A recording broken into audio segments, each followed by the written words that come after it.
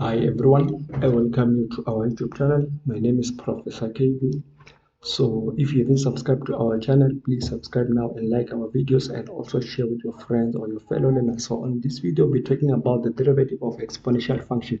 So before you can watch this video, make sure that you watch the video that I uploaded for the derivative of logarithmic functions, because most of the things that we're going to apply here, it is the basic of what we did in the derivative of logarithmic functions. So make sure that you watch that video before this one so that you can understand and move with us. Okay, so now let's start with some rules of exponent or some rules of exponential functions before we can talk about the derivative. Okay, so you need to know that if you have a to the exponent of x, this is still the same as e or euler. Okay, this is the same as 2 comma something. You can check with your calculator. Euler to the exponent of x ln of a. So you need to know this rule. Okay, this is an important rule. So I'll not talk about the other laws of exponents because they are simple and straightforward. So if you have e to the exponent of x multiplied by e to the exponent of x, so this is the laws of exponents. So it means when you're multiplying something that has the same base, you still add the exponent, right? X plus x, which is 2x. So these are the basic rules. So the important rule is this one. I hope this one you know it by now. If you are a calculus student, you should know this because you did it on the lower grades. Okay, so the first rule that I wrote there, it's very much important. We use it mostly when we are differentiating. Okay, and then don't forget that Euler, it is still a constant. That E, it is a constant, okay? But it's a special constant because it can give us 2 comma something. So it's a constant, but a special constant. So now let's talk about the derivative of this. So the derivative of Euler to the exponent of f of x, if you have a Euler to the exponent of f of x, so what we are going to do here, we are going to say e to the exponent of f of x multiplied by the derivative of our exponent. So this is how we differentiate when you're having Euler to the exponent of a function. Okay, again, the derivative of a to the exponent of f of x. Okay, so on this case, the base is a constant. Okay, that is not Euler. It's any other constant. It can be 3, it can be 2, it can be 1, not 1, sorry. It can be any number except 0 and 1. Yeah, it can be 3, it can be 4, it can be whatsoever number. Okay, it's like any other constant except a Euler. So when you differentiate this, you are going to say a to the exponent of f of x multiply by, we also differentiate our exponent, then multiply by again ln of a, ln of our base. So this is another rule of exponential functions, the derivative of exponential function. Then another one, the derivative of, if you have f of x to the exponent of g of x. So in this case, your base and your exponent are the functions of x. Okay, you don't have a constant here.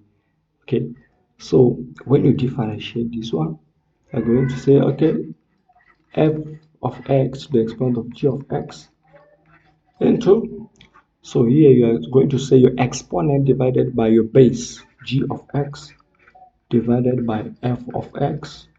You multiply with the derivative of your base, then plus, okay, this is the first part, then you add. After adding here, you're going to say a ln of our base, which is f of x, multiplied by the derivative of the exponent. So we apply this rule. Let me name them rule number 1, rule number 2, rule number 3. We apply rule number 3, or if and only if we have our base and our exponent as a function. Okay, so it means here you don't have a constant. And then rule number 2, you apply it only when your base it's a constant and your function and your exponent is a function of x. And then your base can be any constant except a e or Euler only. rule number 2. So rule number 1, we apply it if and only if your base is Euler and your exponent is a function of x. Okay, so now let's do some questions. So let's say we have to find the derivative of e to the exponent of x. So let me see, I'm going to apply rule number 1. So what I'm going to do here is to keep what I have inside e to the exponent of x, multiply by the derivative of my exponent. My exponent is x. So if I differentiate x, I get 1. So it means this is the same as e to the exponent of x. Again, we can go ahead and try to differentiate e to the exponent of cos x. So here I'm going to write e to the exponent of cos x, and then I multiply with the derivative of my exponent. My exponent is cos x. So if I differentiate cos x, I'm going to get negative sine x. So you can rewrite this thing as negative e to the exponent cos x multiplied by sine x. So this is our final answer while applying rule number 1. So it is very simple. So you need to know, okay, I apply rule number 1 when I have what? Rule number 2 when I have also rule number 3. So another question, let's also differentiate Euler to the exponent of x squared plus 3x. So we still apply the same thing, okay? We write e to the exponent of x squared plus 3x.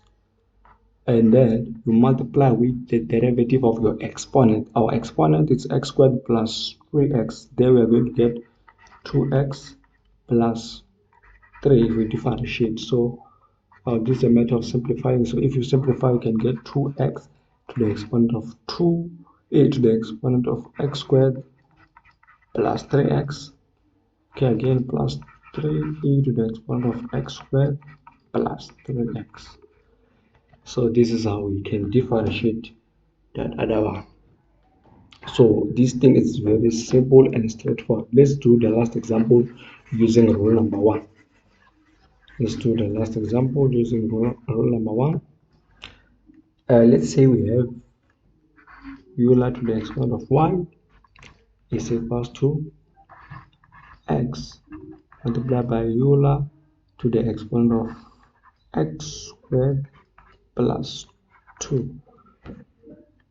So we have to use rule number 1. So here, if you can check, we have to find the y over the x. So we have to find the derivative. So I'm going to apply what we call implicit differentiation. I'm going to differentiate every term. So if I differentiate e to the power y, it means I'm going to have e to the power y multiply by, I also differentiate my exponent. So if we differentiate y, we get dy over the x or y prime.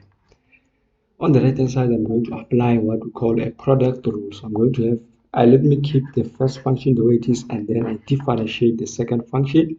I'm going to have e to the exponent x squared plus 2 multiplied by the derivative of the exponent is going to be 2x. Plus, in this case, I'm keeping the second function the way it is, and then I differentiate my first function, which is x. So I'm going to get 1 when I differentiate x. So let's find out what will be the answer.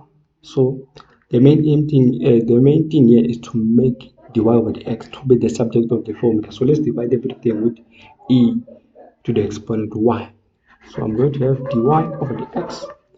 It will be the same as this thing is going to give me 2x squared e to the exponent x squared plus 2 plus, there if you multiply with 1, nothing will change, x squared plus 2, all these things divided by e to the power y. So that's all. That's how to apply rule number 1. I hope we have understood rule number 1. So now let's come to rule number 2, where our base is a constant but not e. Okay, so rule number 2, let's say we have the derivative of 3 to the exponent sine x.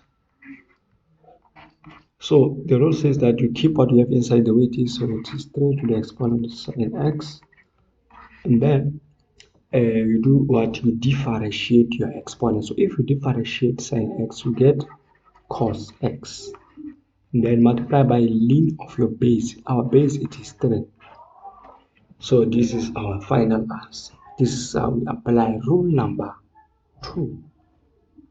That is how to apply rule number 2.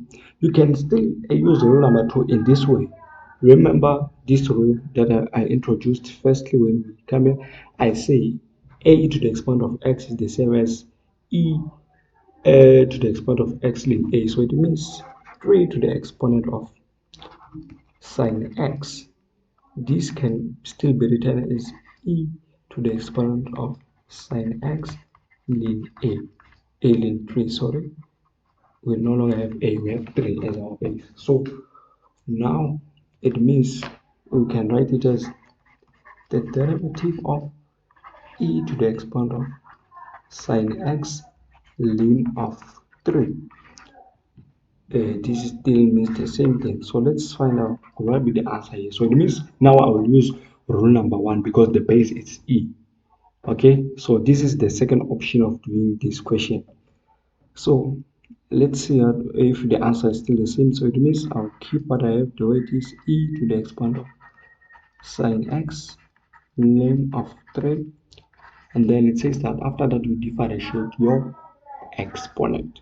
So our exponent is sine x ln 3. Okay, so we don't have to worry about ln 3 because ln 3 it is just a constant there. So it means I'm not going to use product rule. So I'll only focus on differentiating sine. So if I differentiate sine x, I'm going to get cos x ln of 3. Okay, yeah, and then do not forget that e to the exponent sine x ln 3, it is the same as 3 to the power sine x. So this is 3 to the power sine x multiplied by cos x ln of 3. Then the solutions are the same. Okay, but it is short and straightforward if you just use the rule than to start by changing it or writing it in terms of Euler. So that one is going to be longer.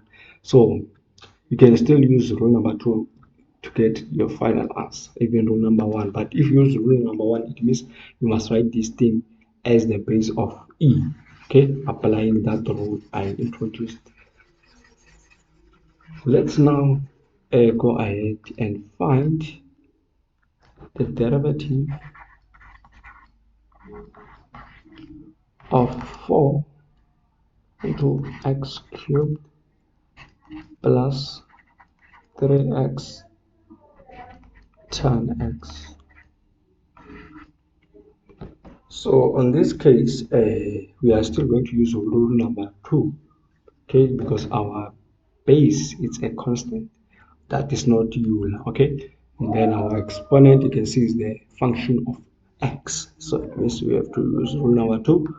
We keep what we have. The weight is 4 to the exponent of x cubed plus 3x multiplied by tan of x, and then we differentiate our exponent. So when you differentiate the exponent, I'll start with x cubed. I'm going to get 3x squared. Then as for 3x tan x, 3x multiplied by tan x, there we are going to use a product rule because we have two functions in terms of x that are multiplying each other. So you can say 3x tan x. So if we use the product rule, let's keep 3 outside, then keep x, and then let's differentiate tan. We get sec squared x plus, we keep tan, then we differentiate x. So it means I'm going to have 3x sec squared x plus 3 tan x, all this thing into ln of our base, which is 4. So this is our final answer. We can end it here because the main thing here, we need to differentiate until there's nothing to differentiate anymore. Okay, so without any waste of time, let's apply rule number 3. Let's go to rule number 3. So on this rule, let's say we have to find the derivative of x to the exponent of, let's say, to the exponent of cos x. So as you can see, your base and your exponent, they are the functions of x. So it means there's no constant here. Your base and your exponent is not a constant. So which means that we're going to use rule number 3. Rule number 3 says that you keep what you have the way it is, x to the exponent of cos x, and then now you say your exponent divided by your base, so it is cos x divided by x, multiply by the derivative of your base. Your base is x, so if we differentiate x, we get 1 plus ln of our base, ln of x, and then multiply by the derivative of the exponent in this case. So if you differentiate cos x, we get negative sine x. So let's simplify this. This will be x to the exponent of cos x into cos x over x minus, okay, you can say minus sine x ln of x multiplied by ln of x. So that is our final answer. So this is how we differentiate the exponential function when the base and the exponent are the functions. Let's do the last example. Let's now find the derivative of sine x to the exponent of x. So even in this case, you can see your base and your exponent, they are in terms of x, or they are the functions. You don't have a constant. So what you're going to do is to write what you have there, sine x all to the exponent x into, then you say your exponent divided by your base x over sine x, you multiply with the derivative of your base. So our base is sine x. So if I differentiate sine x, I'm going to get cos x, then plus ln of our base. It means it's ln of sine x. I differentiate my exponent, which is x, I'm going to get 1. So the final answer here is going to be sine of x to the exponent of x into cos x over sine x. This is the same as we can write x cot x plus ln of sine x. So this is the final answer. So this is how we're supposed to differentiate when the base and the exponent are the functions of x. So I hope guys you have enjoyed this video. Please do not forget to like and also subscribe to our channel and share the video with your friends or your fellow learners. Thank you.